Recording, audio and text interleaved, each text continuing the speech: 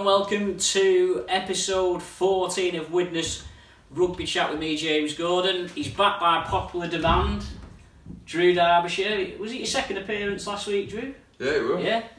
And he went down. And he like a little ball or something, James. Like, like on like Soccer a memento. Yeah.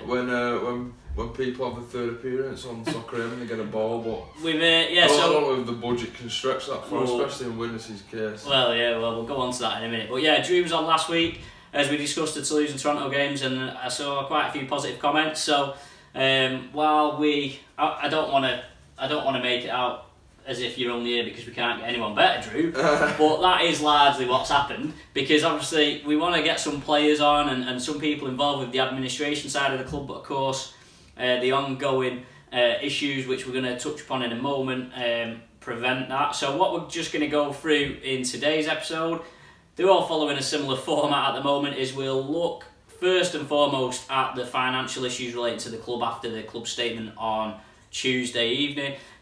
We'll talk briefly about Toronto. I know Drew covered that game for Love Rugby League, and then we'll look ahead to this weekend's game against Sheffield. So unless you've been living under a rock for the past couple of days, you'll know that it's come out of the club that there are some financial problems and I quote, the potential threat of administration.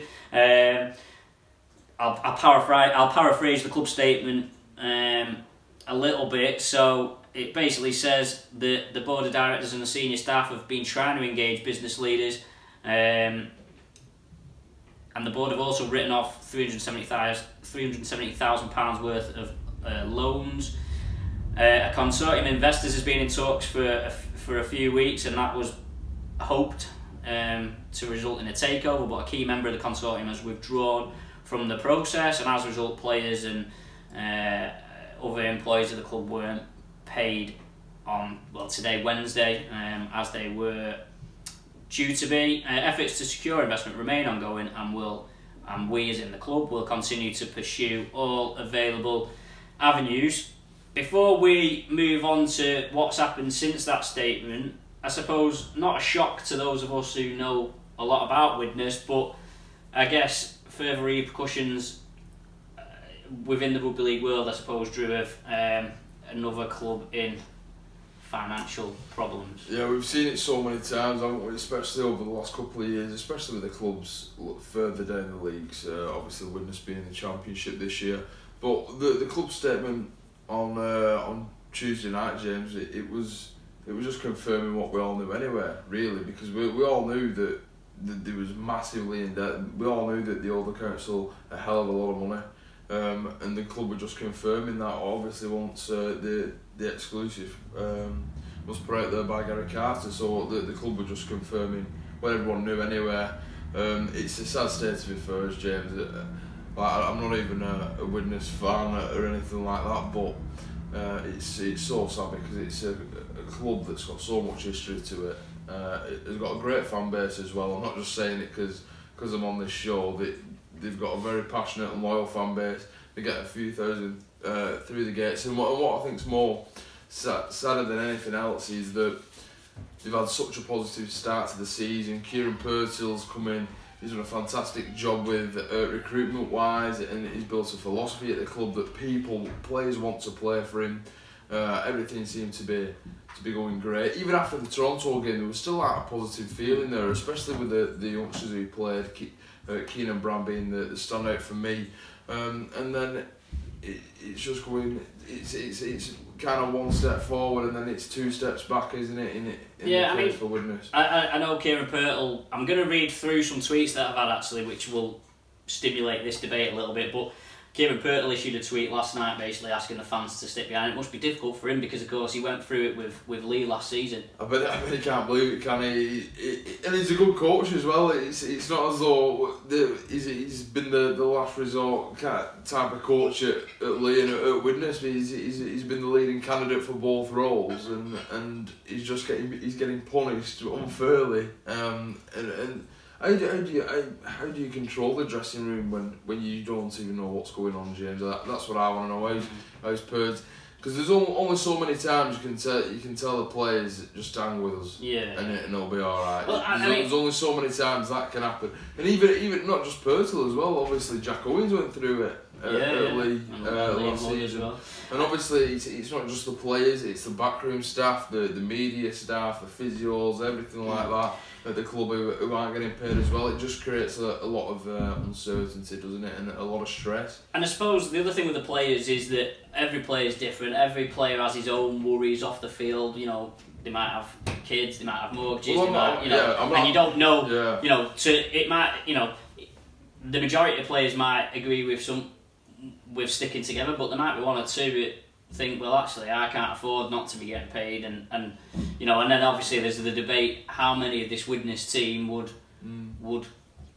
command a full-time contract somewhere else? Because of course, a lot of the players have come through the club's academy. Yeah, true. But let's face it, rugby league's not a well-paid sport unless you're probably like one of the top 3 stars at each club in Super League. It's not very well paid. So I doubt there are many players in that Widnes team who can go a couple of months without paying the bills and paying the mortgages, etc.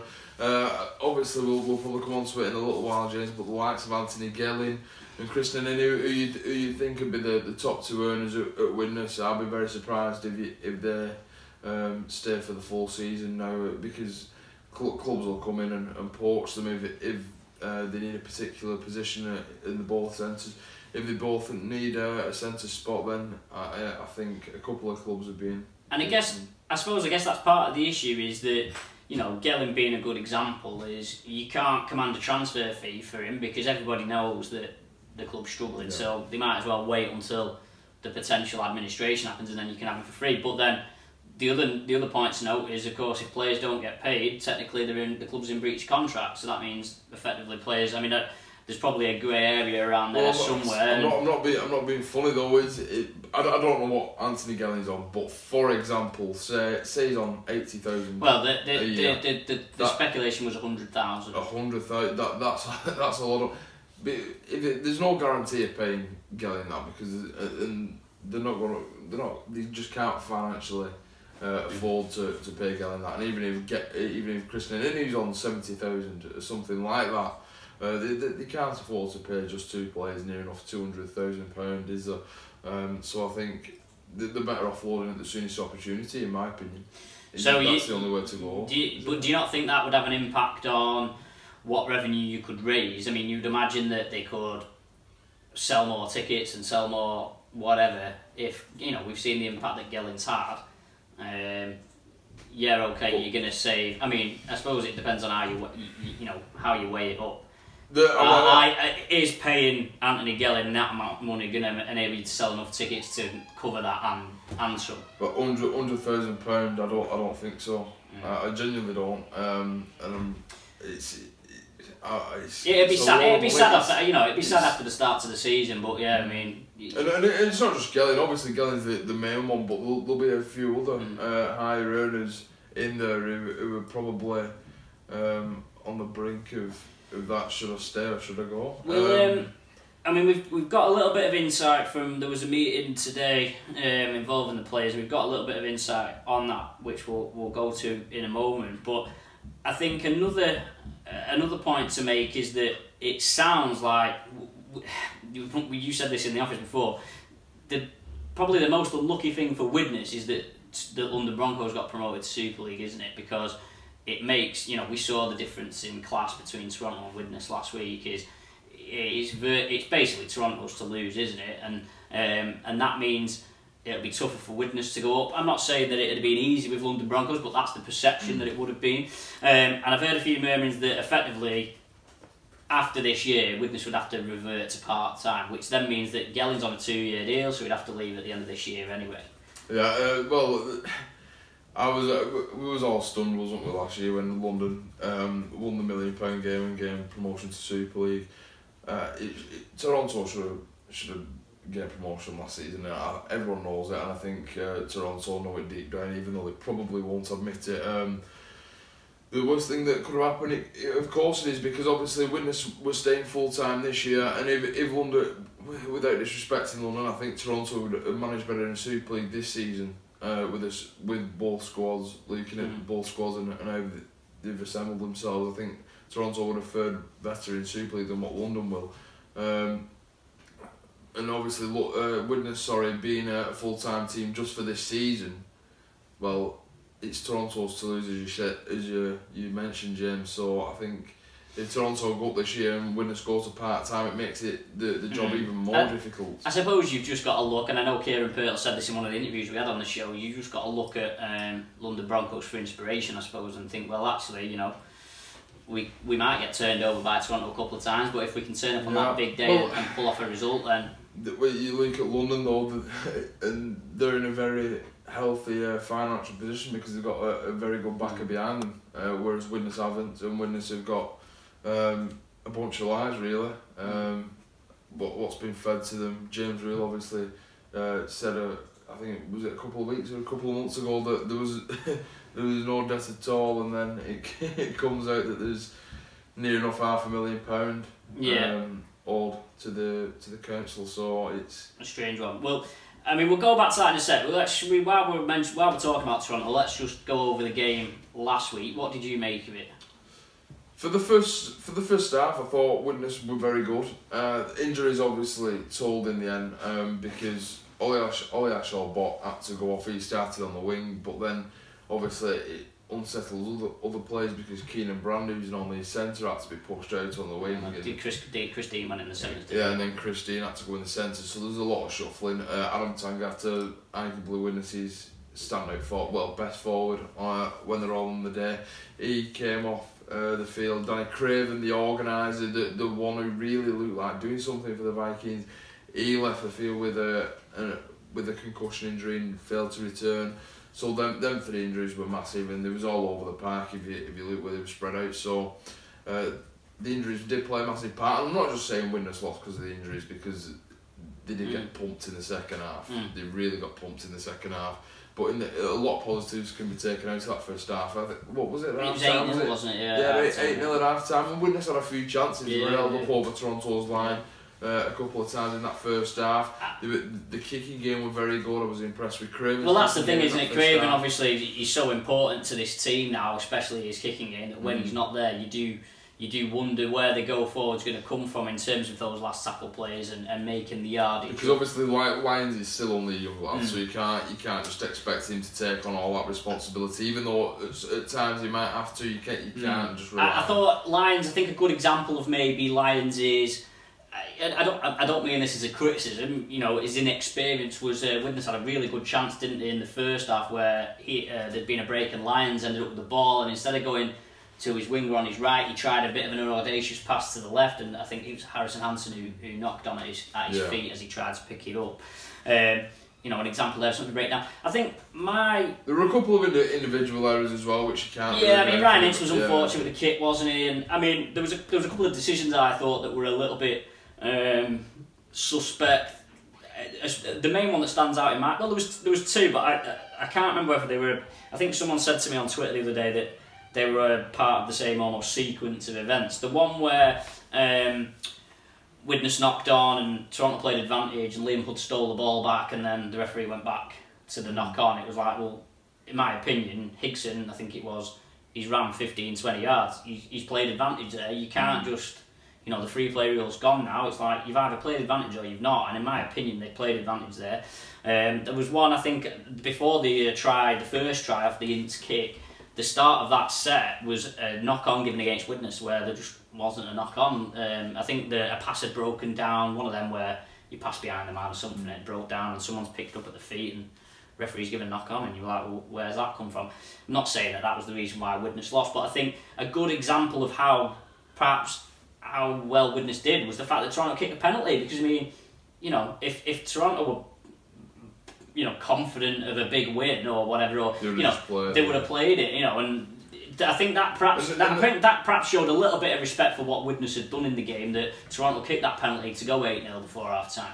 Yeah, it was, but Widnes were hanging in there, and the defence was really good in that first half. I was so impressed with Widnes in that first half, because I genuinely thought Toronto had run away with it a little bit. I thought they'd dictate the game. Obviously they dictated the second half, but the first half were really, really good. obviously the injuries, obviously going into the second half, that reshuffled and Widnes just ran out of juice in the end. But going back to the individual tries and the errors and stuff like that, I think it was Andy Acker's second try for Toronto, and I can't remember what score that put the Wolfpack ahead, but it was in the second half, and Lee Mudd went. Widnes were defending obviously, and Lee Mudd went down. It was with a head injury, or he had something in his eye, something like that. And it was just like jogging back, or very light jogging back though. He was going pretty slow, and it made me think. It goes back to this rule what we talk about: is it gamesmanship, or should you just stay down? And because when it's a head injury, the player's got to stop straight away.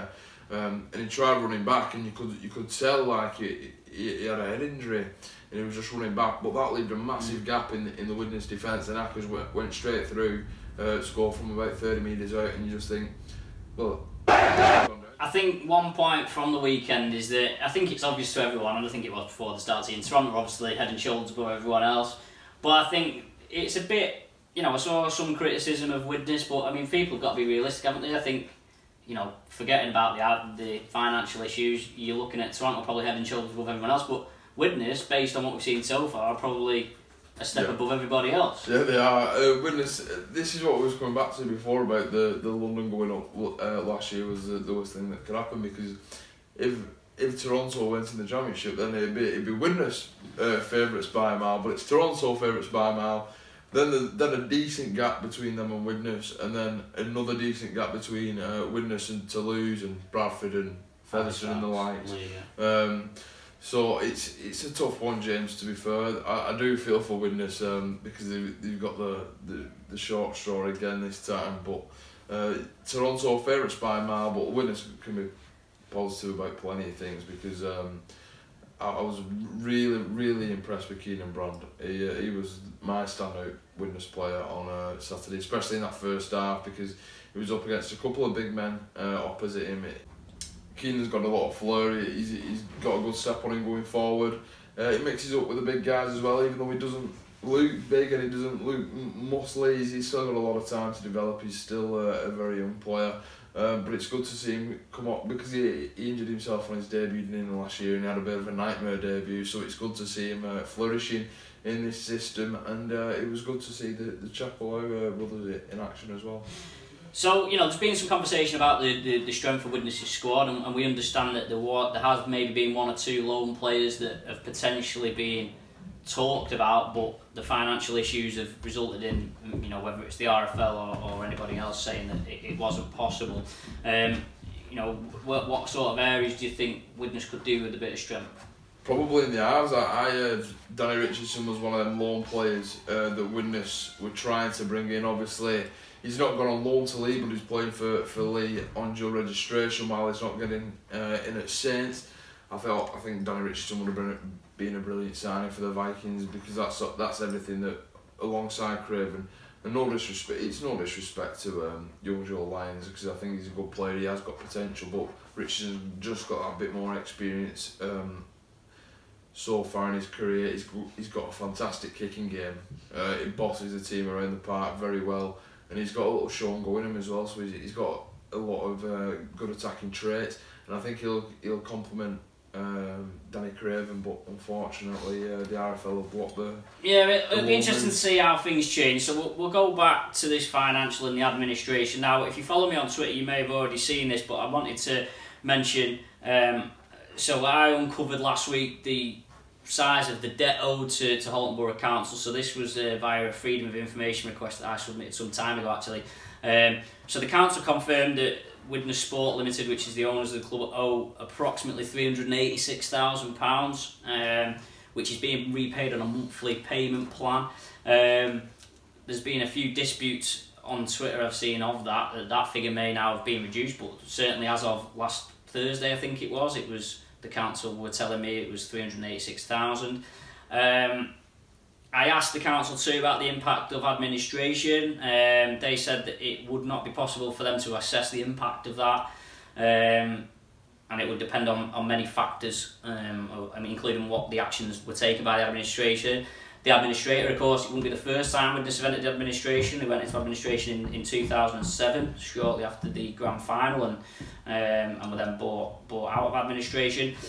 I also asked the council if they had any intention to help rescue the club if it was to enter administration. The council said they wasn't in a position to contribute financially to any rescue and has not done so. However, the council does support the club in their recent efforts to seek new ownership of the club, and a financial injection for the club from any new owners would be welcomed by the council, which obviously goes without saying. And so could we see the resurrected bid from Marwan Kukash and Luke Backhouse, etc.?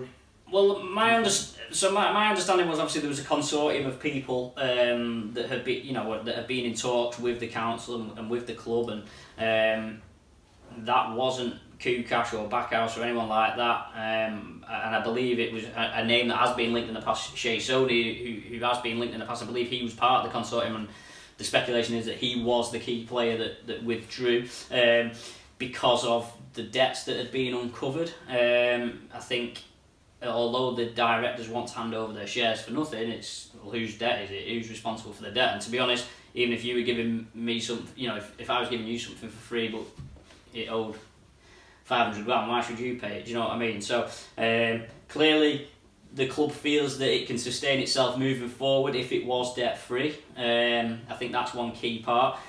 The Kukash involvement, I suppose people that I've spoke to maybe closer than me to the situation, is that he's now probably at the point where he's probably waiting for it to go into administration, and he would certainly, I would imagine, well, he could well be an interested party should the club go into administration. Now, I still find administration unlikely, but we'll see. The thing with the Kukash thing is obviously it's not really helped Salford, has it? No, it's not. It's not.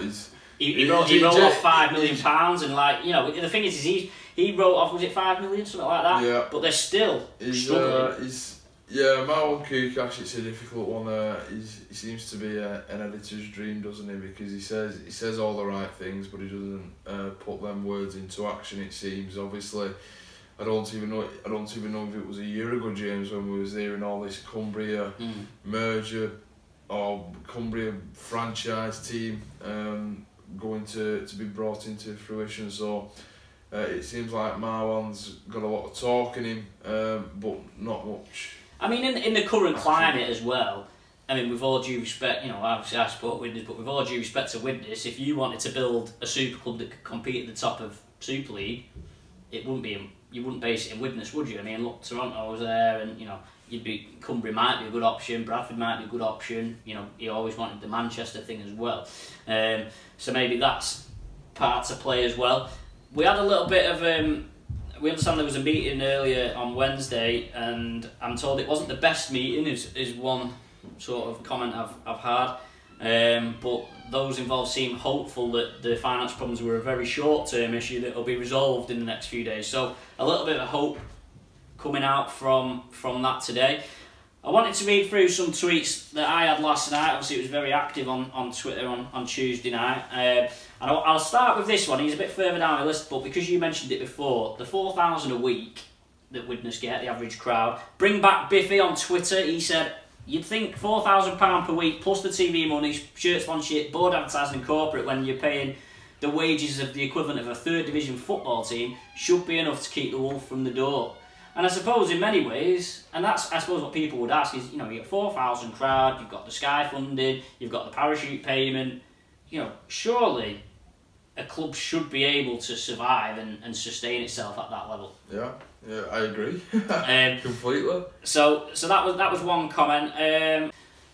Bit of a negative one from John Low Photos here. He says the council could sell the land the stadium is on for housing, as they would get a lot more than the outstanding 380,000. So I don't think they need us that much. That is very negative, isn't it? I mean, does he just want Does he want Widnes to play on like West Bank's turf or something like that? And, he might do. Yeah, I mean, I would imagine that the idea of the council having the stadium is that they make a lot more money than what they would if they just sold it once. Because obviously, once you've sold it, that's it. Gone, yeah. You like this one? Crazy how 1 week of Aaron Ramsey's wage could save Widnes. What a sport become. Well, he's not actually going to be on 400 grand a week, is he?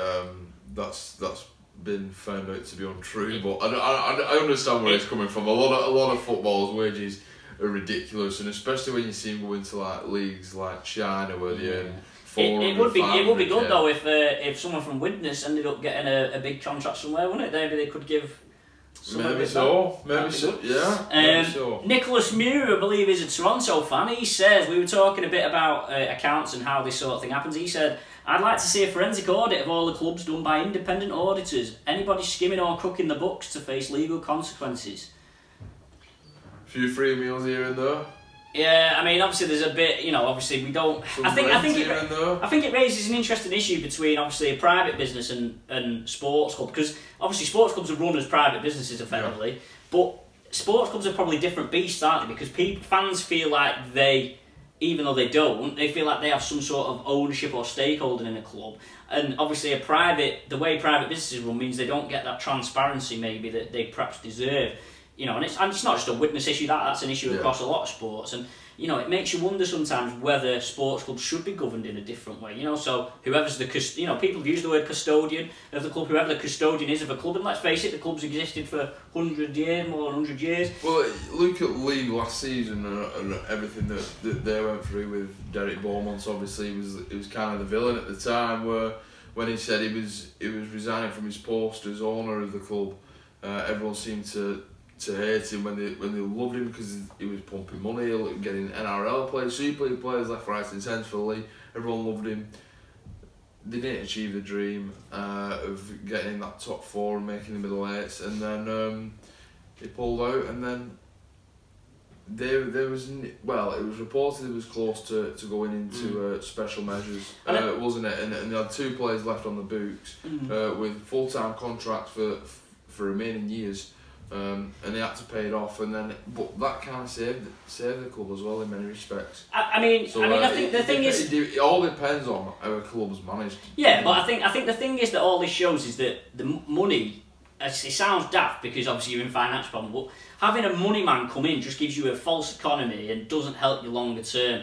Well, look at Marlon Kukash is a perfect example at Salford where he said, we'll bring Kevin Locke in, NRL superstar, we'll bring Rangy Chase, we'll bring Gazok, we'll bring all the star names to Salford.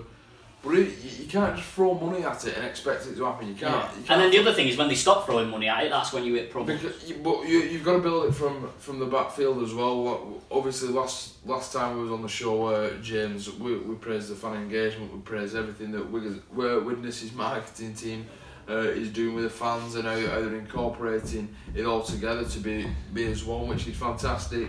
But Salford, when Marlon Kukash were there, they weren't doing anything like that. They didn't have any marketing ploys to attract new fans, and it was like, we've got all these star names, but we would just expect everyone from Manchester to turn up, and they weren't doing it. But Widnes are trying, aren't they? But it's quite the opposite in the background. Instead of pumping money, it's taking money, really. Yeah, obviously there's a lot of theories over what's happened, and obviously you've got this point where there was 3 of the directors were in salaried positions. I've seen a bit of criticism for Steve O'Connor, who was the saviour back in the day and was the chairman.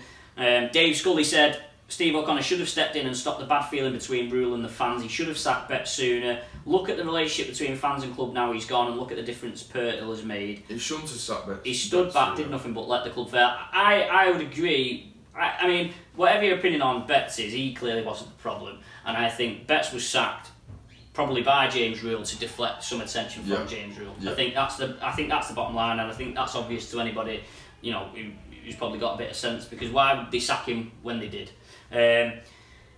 Another tweet, Jeff Johnson says, I feel physically sick. We've got a multi-millionaire as an owner, for Christ's sake, and we're not paying player wages. The RFL have to make this rogue accountable. This is just not right. And I suppose, as much as these are, clubs are part of community, at the end of the day, players are staff and employees are staff just like anybody else, and you've got individuals who have obviously got the personal wealth to cover it, but won't, because obviously I'm not telling them what to do with the money, but ultimately as owner of the club, surely he should be responsible for paying. In sports clubs, again, we talk about how sports clubs were governed. A lot of not just, I'm not using Widnes as an example here, you see it like football, don't you, where clubs basically go out of business, the following day, the club's still running as normal, but under a different business, but all the people they owed money to are left out of pocket. And it's like, maybe there's a sports governance review that needs to happen. Matt Shaw, our esteemed colleague from Editor Rugby League World, he said he just read back a piece he did with James Rule back in April, which you mentioned before. He claimed the historic debt was cleared and the club's financial position was break even. This was less than 10 months ago. Smells funny, doesn't it, James? Yeah, so we, clearly, I've been pretty vocal about this. Some of the statements that come out, some of the stuff that's being said. I remember it's like everyone thinks everyone's stupid. Yeah, it's like the little sham of a video that came out midway through the season, where it was like recorded on an iPhone camera, a selfie camera, just like we're doing now, James. Saying everything's okay, just keep coming through gates, and it's no, and I think the thing is as obviously Steve O'Connor's obviously a very successful businessman, and I've said before, I don't believe that Widnes will go into administration under his watch, because I don't think a businessman of his calibre would allow that to happen. But if you look at James Rule, he's not a businessman. He's a career CEO. He's managed to, however, get the roles that he's got in rugby league, despite the things that he's done, and that's, I think, what's probably annoyed a lot of Widnes fans. I wanted to talk a little bit. We were trying to have a think last night about ways you could raise revenue, and one thing that came up is, of course, Widnes have beat the scrum on the front of the shirts. Now, if you took that off and that became available, surely that's something that you could sell pretty quickly. But having said that, if you were a company, would you put 30 grand in now, not knowing what's going to happen, I suppose. But I think the point of that was the beat the scrum thing is another example of something that's not being very transparent. Obviously, we've seen the awards it's won, the community programs, but if you go on the beat the scrum website, you can't really see, what is it, who owns it, what is it part of? You look at who's registered it, it's private. It's all a bit cloak and dagger for me. And Greg Pennington sent me an interesting tweet where he says, Beat the Scrum didn't have to be main shirt sponsor. It's public money awarded to Holton for an NHS project. The club delivered well on it, but there was no need to pin all hopes on the main sponsor. The money was awarded anyway. Now, for those that aren't aware, and I'm not saying this is the case in Widnes, my experience of other clubs is that you use these community programs. Community programs can generate revenue, and then obviously part of that process is that you pay the pro team for exposure or for use of staff, etc., etc. Now, I don't know, I don't know what's happened in Widnes' case, but I would assume that it's something along those lines, because that's quite commonplace between all clubs and foundations. Is that another example maybe then of where Widnes have gone wrong? 100%, yeah. They should have just attracted a normal sponsor, in my opinion, because I think it's more profitable. And I know they try and beat the scrum, so it's a good image for the club when they're getting all these awards. And I do respect the work they've done, because they have done a good job with the campaign. But it's not money, is it? It's not enough. They could have got far more money attracting a normal company or a local company sponsor. And I think the thing with the community projects is obviously there's a cost to delivering the community projects, which eats in. It might be worth X amount a year, but it's being eaten in by every time someone's got to film a video or produce a video or whatever. That's eating into time.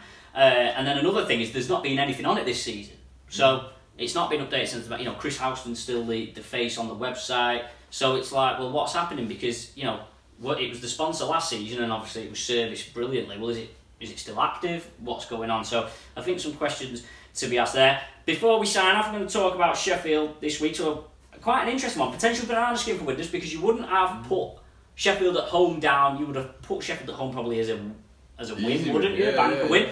But Sheffield have won 3 out of 3. They've got some players with points to prove, including former Widnes halfback Anthony Thackeray. They'll now be looking at this thinking, we've got Widnes at a great time here.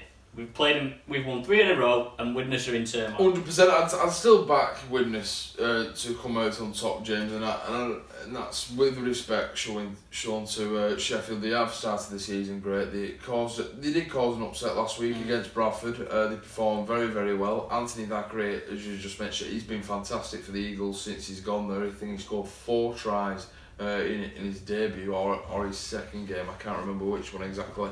So he's been in fine form for Sheffield. They've got a good team, haven't they, this season? It may be a little bit thin, but because it's still early on in the season, they'll still be relatively fresh, so they'll still be raring to go.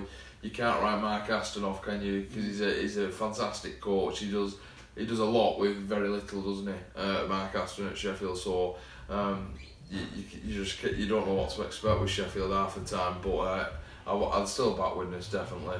But then again, you don't know what the players are feeling. What the at this mindset's moment in time. You don't know what the players. But then having said that, I suppose going on the pitch, you'd like to think that going on the pitch distracts them from everything else that's going on. 100%, but you've still got it in the back of your mind where you're lacing your boots up and you think, might not go as hell for later today because I don't know if I'll be here in a month or 2 months. So, and I'd like to know what the players meet up after the statement was released, or was they told before the statement went out? That'd be very interesting. Or was it all on a group chat or something like that? It would be very interesting to see what their initial reactions were, and going into training on Wednesday morning, James, would have been very interesting because, as we mentioned before, what can Pertwell say apart from stay with us and stick by us?